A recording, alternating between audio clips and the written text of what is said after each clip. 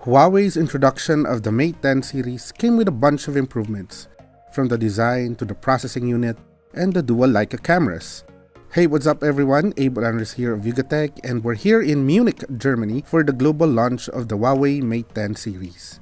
We also got a good hands-on with the Mate 10 Pro, so we're sharing with you our initial thoughts.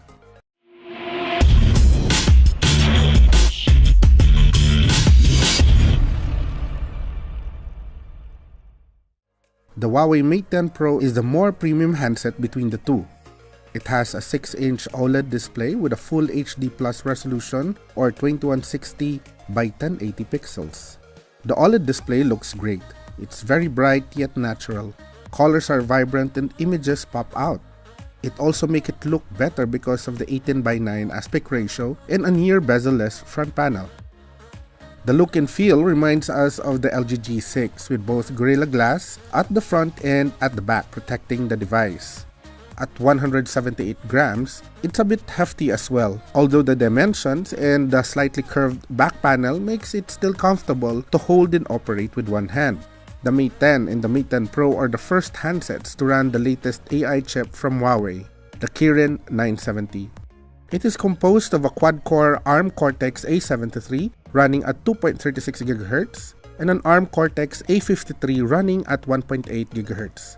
This is complemented with a dedicated i7 coprocessor and 12-core Mali G72 MP12 GPU. You also get 6 GB of LPDDR4 RAM as a standard fare. Our initial benchmark scores are impressive and is at par with the Snapdragon 835 chip. By the way, let's get some things right out of the way just to make sure everyone knows that. First, the Mate 10 Pro does not come with a headphone jack, although the Mate 10 still has it. Huawei is giving out a Type-C to 3.5mm adapter along with a retail box for those who still need the port. Second, the Mate 10 Pro also supports dual SIM with both SIM trays capable of 4G speeds. However, this is not the typical hybrid slot, so there's really no microSD expansion. Good thing the device came with 128GB of internal storage. So moving along, the Mate 10 Pro is also the first one from Huawei to have water resistance. The IP67 rating gives it water resistance for up to 1 meter and as long as 30 minutes. We're also glad to see the IR blaster still here. That's an instant remote control feature with the Mate 10 Pro. Another native feature of the Mate 10 series that we saw was the ability to directly hook up the device to a monitor or TV via a USB Type-C cable. The Mate 10 Pro has a built-in DisplayPort 1.2 support, so you don't need any dock in order to sync it to an external display.